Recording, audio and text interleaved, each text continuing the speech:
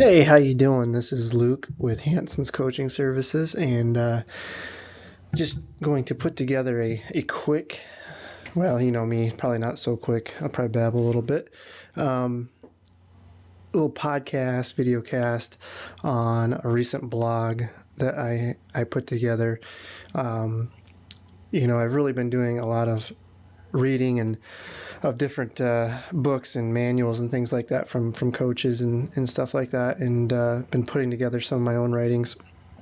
And it really got me thinking about the topic of self-assessments and really establishing our own personal foundations. And I get a lot of questions on, like with, the Hansons Marathon Method, and people are stuck in this rigid system and feel like they have to do certain things a certain way, like how it's in the book or how they purchased a schedule or something to that effect. And the more I get into my own running career and my own running training, and then couple that with all the people that we coach throughout the year, it just really got me thinking about, how can you still be within a system but make it work for you? So in our case, how can we take the Hansons Marathon Method and really make it your own? Still use the cumulative fatigue effect and the components that we use, but then how do we turn it into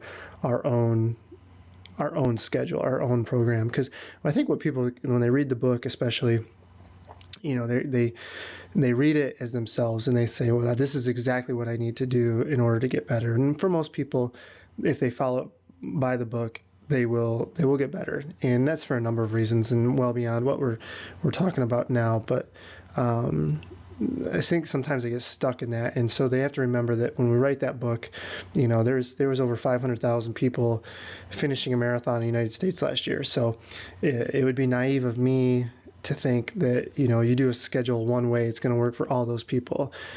But when we put it together, how can we put together a schedule that will really allow people of the whole spectrum from beginner to advanced, and allow them to run faster than they ever have in their life, off of this schedule? And so my point, I guess, is that, yes, it'll work for a ton of people, but it's meant to fit the whole a big population. So things can be tweaked to fit your own personal needs, and it'll still be okay. But I think that sometimes, one, we don't know how to do that, and two, we don't know what to do, and three, which what we're going to talk about today, is they don't know enough about themselves to understand what type of things that they would need to adjust. So that's really what I want to start getting to. I've got a few parts to this that I've been working on, and so we just published this blog a couple weeks ago, and so I felt like even with a blog, it was hard for me to get everything out that I wanted to really kind of explain. So the purpose of this is really to be to accompany that blog and give you even more detail of what we're thinking. So with that, we'll get right into it.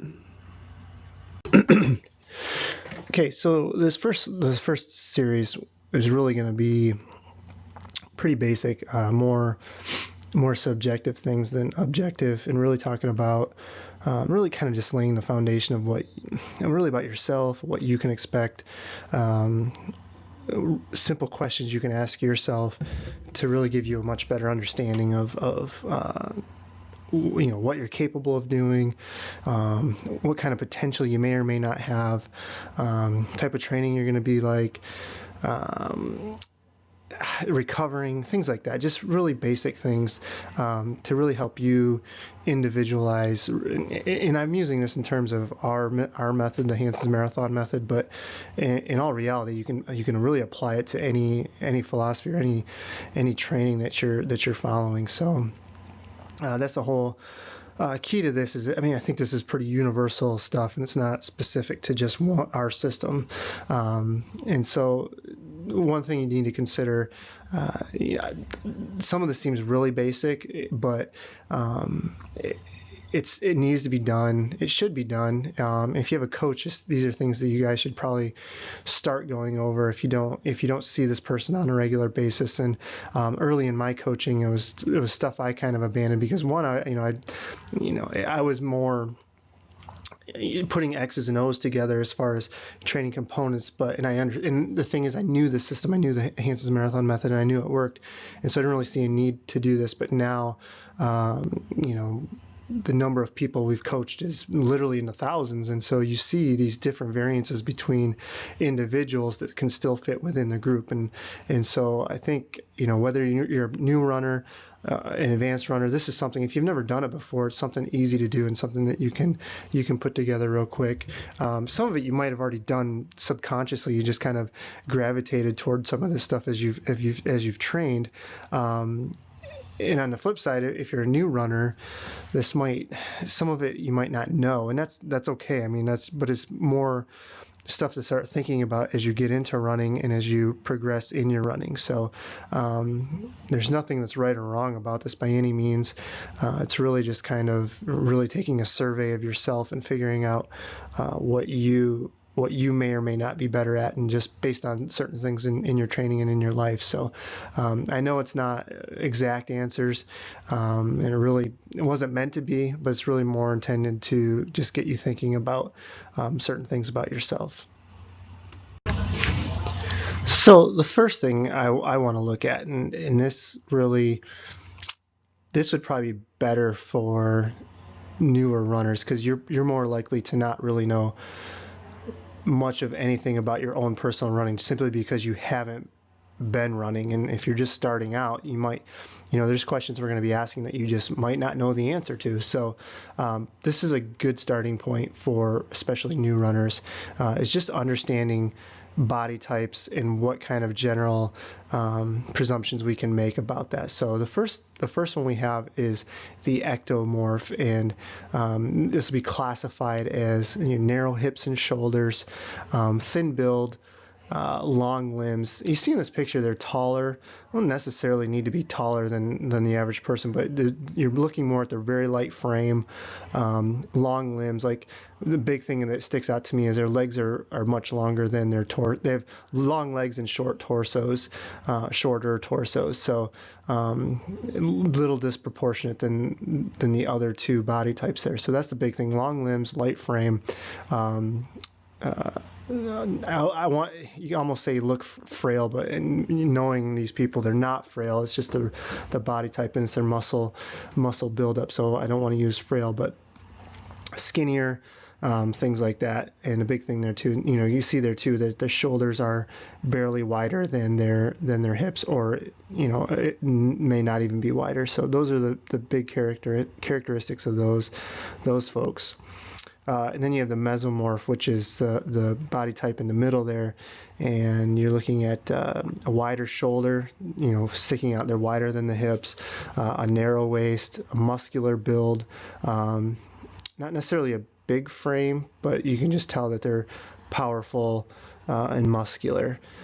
And then lastly, you have the endomorph, which would be a wide shoulder, wide waist, thick rib cage, and shorter limbs. You can see that in this picture, these people almost look obese, and not necessarily obese.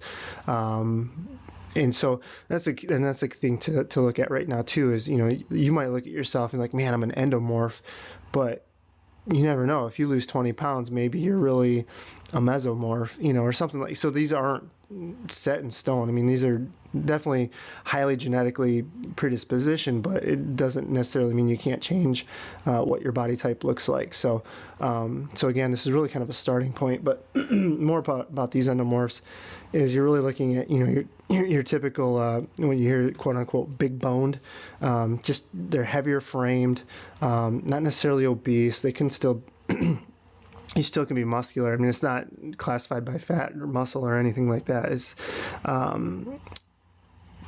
but you're definitely going to be a little heavier person. Just a thicker frame, thicker structure. So those are the three main body types. A lot of times you don't see a true ectomorph, mesomorph, or endomorph. A lot of times you'll see a little bit of a blend, and that goes back to like, let's say you got to drop 20 pounds. If you drop 20 pounds, maybe you look more like a mesomorph than an endomorph, or if you're a person who doesn't do anything and are just naturally an ectomorph type of person, but you start putting on a little muscle mass, all of a sudden you might look more like a mesomorph. So they're not necessarily set in stone. They're not necessarily specific 3 types. A lot of times there's a blend of these types, but it's a good general look to see kind of where you trend to be. And so again, this is really good for beginning runners who are really just kind of starting out and really grasping for anything to kind of look and see where they can begin with training and or even just exercise in general, or just where they're at with their general health. So from here we can move on to some more specific things and kind of what these body types might tell us in terms of our running ability. So what does body type have to really do with anything?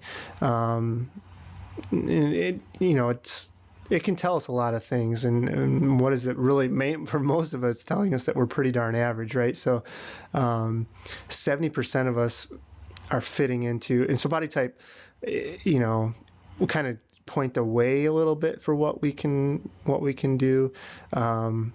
70% of us fit into really a blend of that body type I was talking about. So you probably got a little bit of characteristics from a couple different things, but you might tend to lean towards more an ectomorph, or an endomorph or whatever, but training, what is it from a training standpoint?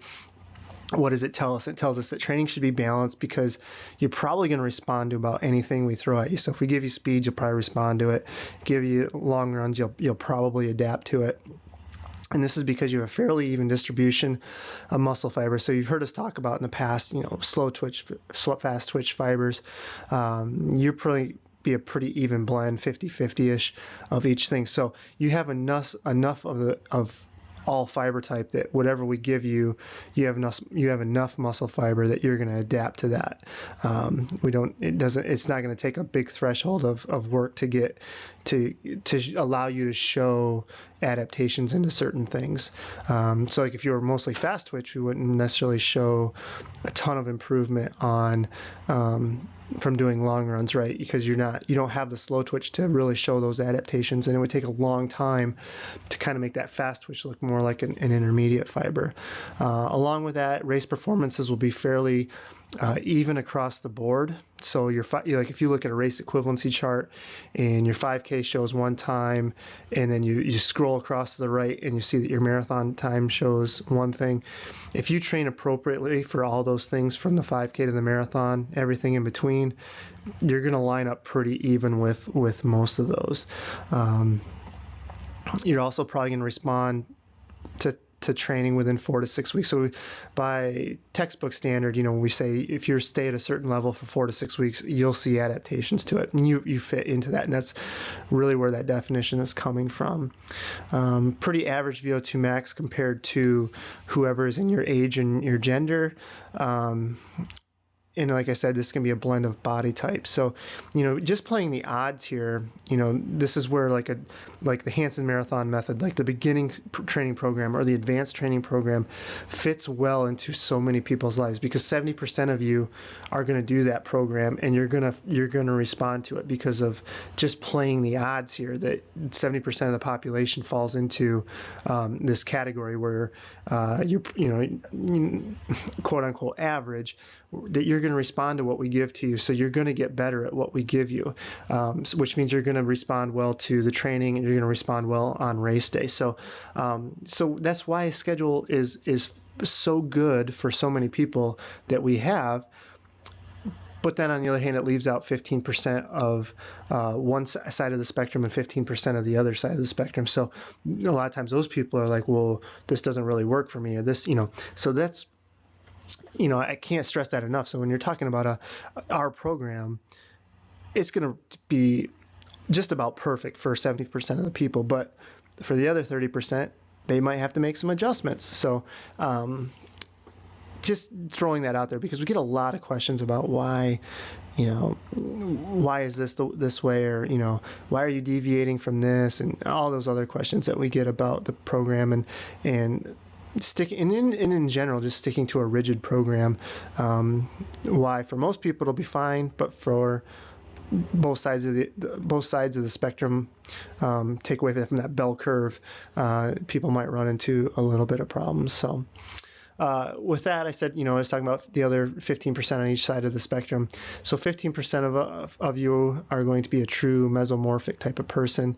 That's, taking your powerful sprinter type person, strong, light frame, but very muscular.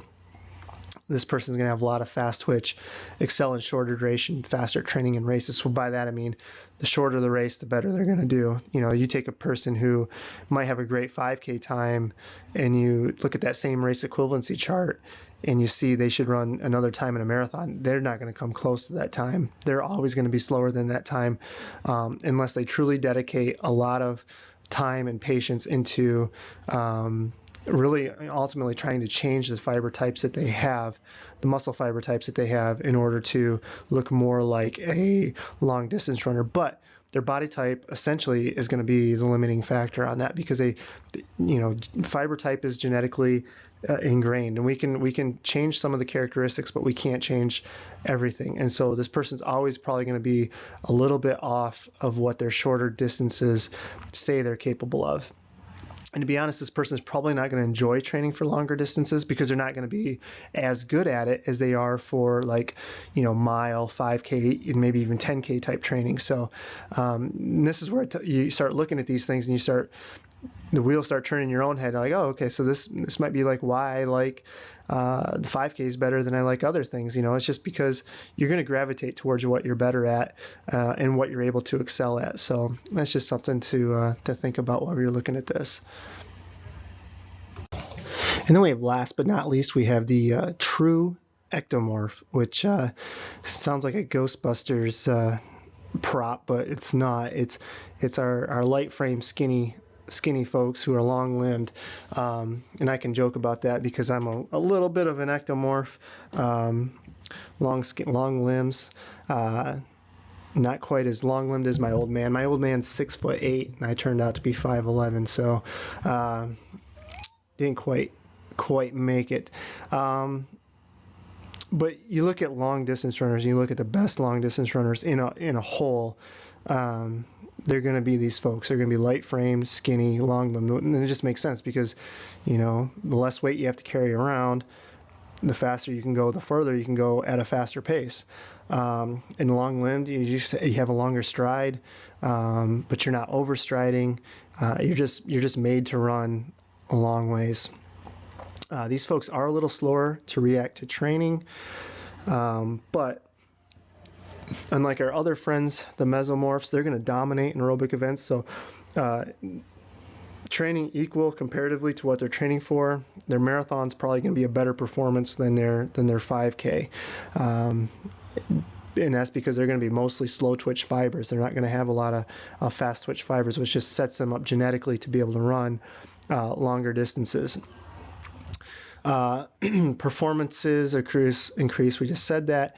And because they're lighter and their muscles, so one of the big differences between fast twitch and slow twitch fibers is the amount of force they can generate in a contraction. And a slow twitch fiber can't generate as much force, which ultimately is a protective mechanism because they can't create as much trauma onto themselves as a sprinter. So think about this: how many times you see a sprinter literally pull their hamstring during the 100-meter dash? You don't really see a marathoner tear a hamstring during a race, right? Because they're just not producing enough force, which means they're going to be able to recover quicker because there's less muscle damage.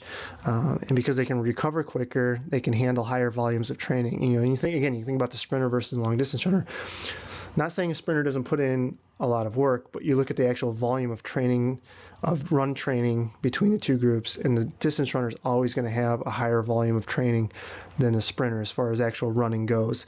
Not saying faster running, I'm just saying a higher volume. That's a big difference. But you're just set up to be able to run long distances pretty quickly and recover from a lot of moderate-based intensity, which is going to be your wheelhouse. That's going to be your bread and butter. So, just knowing that everything is different, but you can understand these general properties are really going to set you up for ultimately what you're going to be better at. And so for 70% of you, you're going to be pretty decent at everything as long as you train appropriately for it. But that still leaves 30% who are really going to be set up more for short stuff, and another 15% are going to be set up for really longer type work. And so that really kind of sets the stage, especially if you're a new runner, to really kind of be an understanding, especially say, I'm just thinking of examples and thinking of, maybe a person's run a 5K. They just started ran a 5K. Now they're running a marathon to raise money for a charity or something like that. It's a common scenario that we see. And they ultimately just struggle really bad with the marathon. And some of it is the fact that they just haven't been training very long. But a lot of it too is the fact that they think they're going to be as good at the marathon as they are the 5K, and they're just not set up for that. They're really not set up for success in that.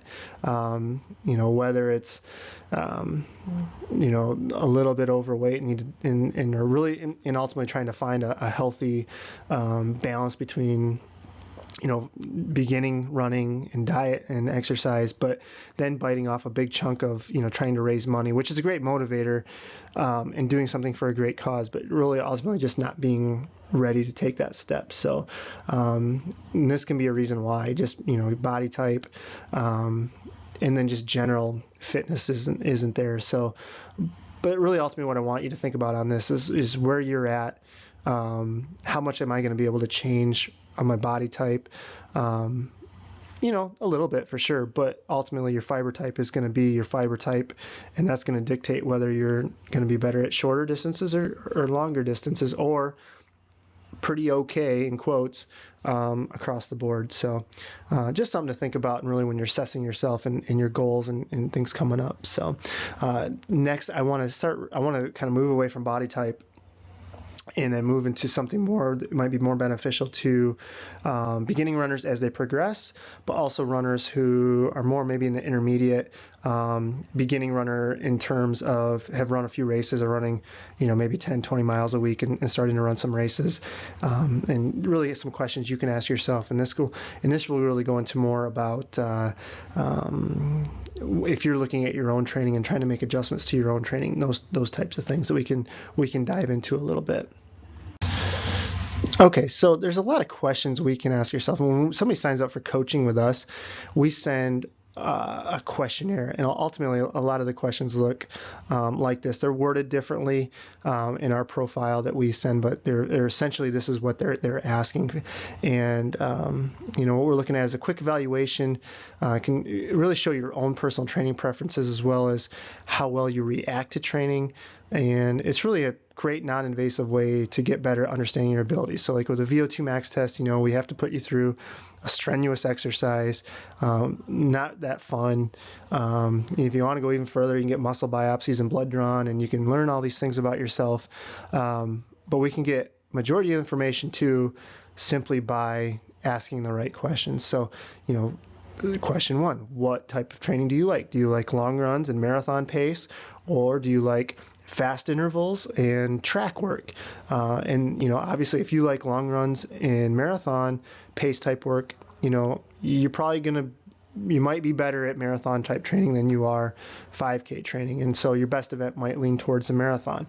Then you ask yourself, what type of training are you better at? So I first looked at this and these are all essentially the same questions, but they're not, because you might like marathon training, but you might not be very good at it. You know what I mean? So you might like that stuff. You might like going out to the park and running, 10, 15 miles and enjoying the scenery. But when it comes down to it, you might actually be better at interval training on the track, So if that's the case, you understand that you probably have more fast twitch fibers than you do slow twitch fibers. You might be more equipped to run shorter distances than you are at the longer distances.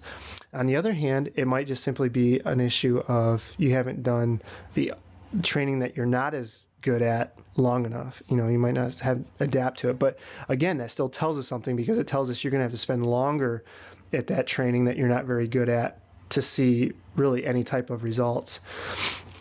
third, you can ask yourself, what type of training do I adapt better to? And that leads right into it. If you adapt better to, so let's say you're training for a 5K and you can be in peak 5K shape, and let's say you start running and 6 weeks later you're in the best 5K shape that you're going to get in.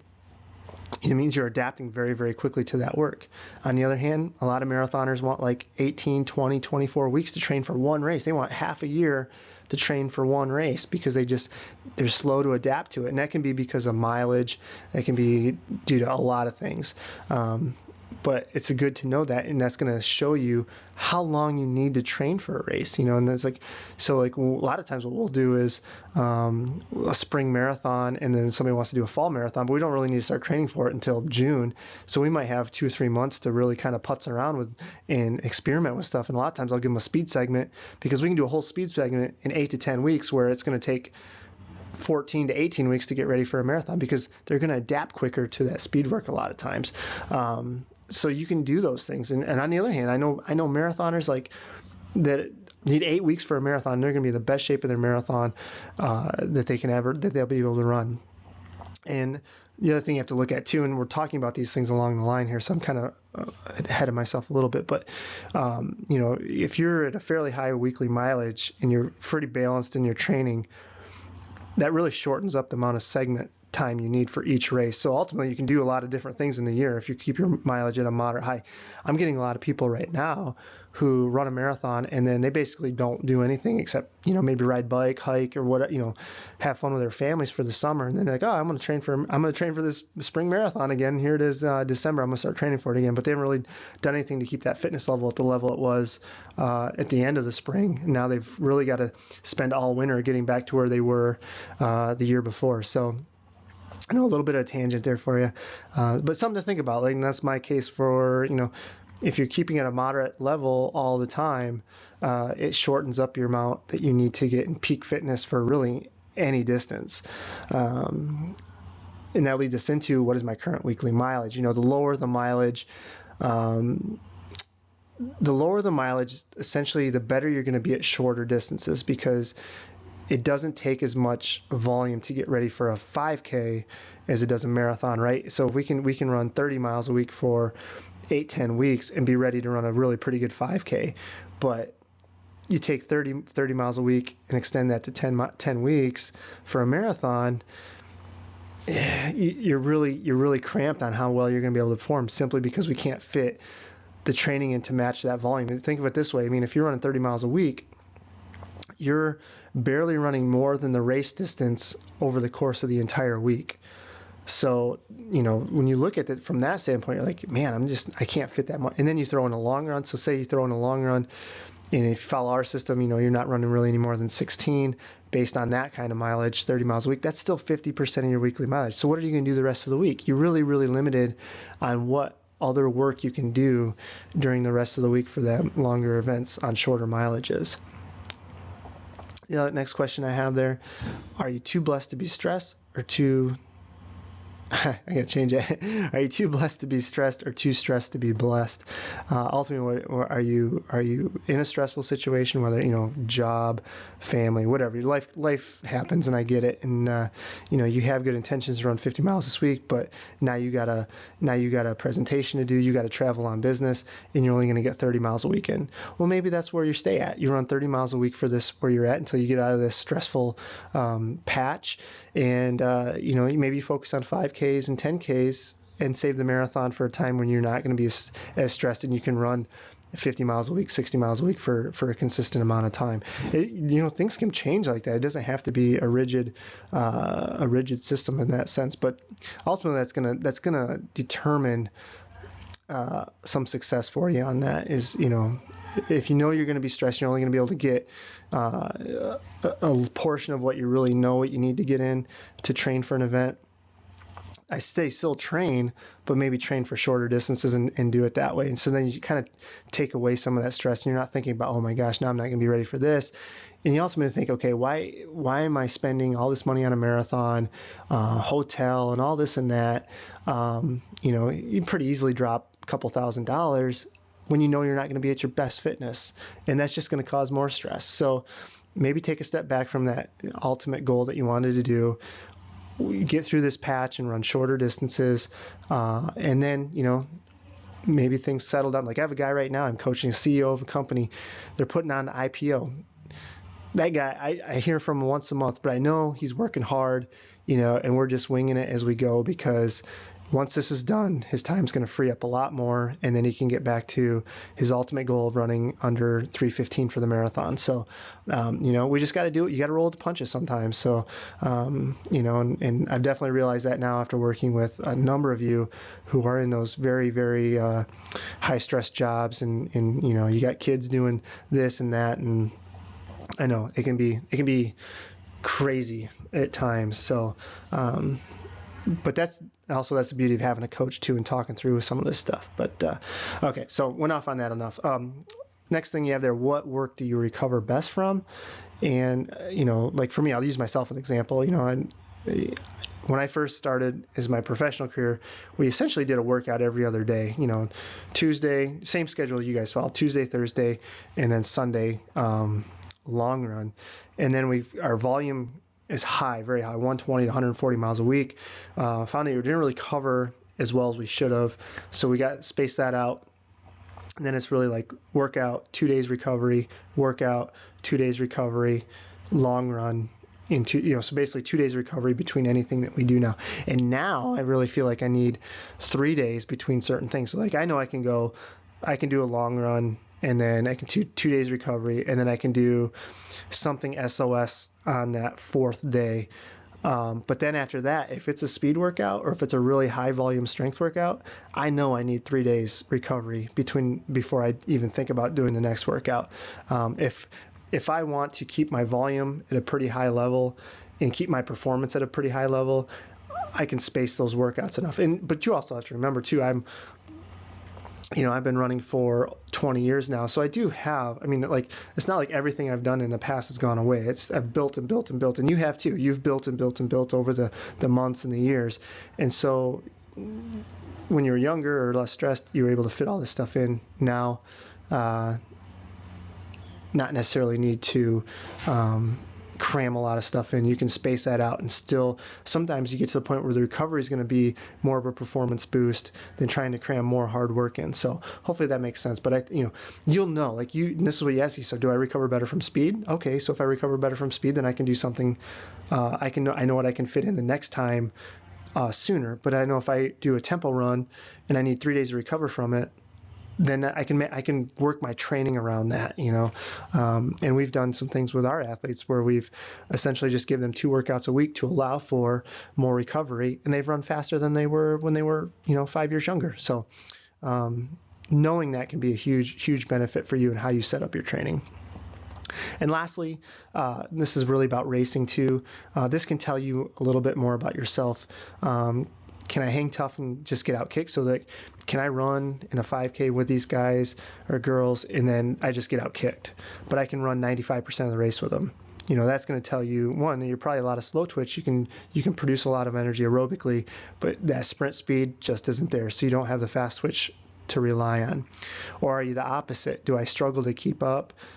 Barely hanging on, but then I always have enough to outkick a lot of people at the end. And that tells you the opposite. You probably got a little more fast twitch than you do slow twitch. So that can tell you a lot about, some of the questions we asked more up on top, like what are you better at? What do you like? But that's going to tell you, one, what your weaknesses are, and two, maybe some things that you can lean towards when you're racing. So those are really basic questions you can ask yourself, and you can take a lot of information from that. Okay, so to wrap this up, really just how to use this data. I'm big on practicality. With this, really trying to establish a baseline, especially for newer runners. Understand your starting points, understand where you're at with really overall health and fitness as well. Know your predispositions, know your weaknesses, and really use that to prepare yourself to maximize what you're going to be able to get out of a training program, increase your potential within a system. So a lot of people like our system, this is a way to really ultimately tweak it to fit your individual needs. And lastly, really help yourself make reasonable goals. So just this is a great starting point, like I said, and then from here we'll move into some other tests. Like, next one I have is how to do a VO2 max test on yourself, and maybe even look at a little bit of technology that's out there.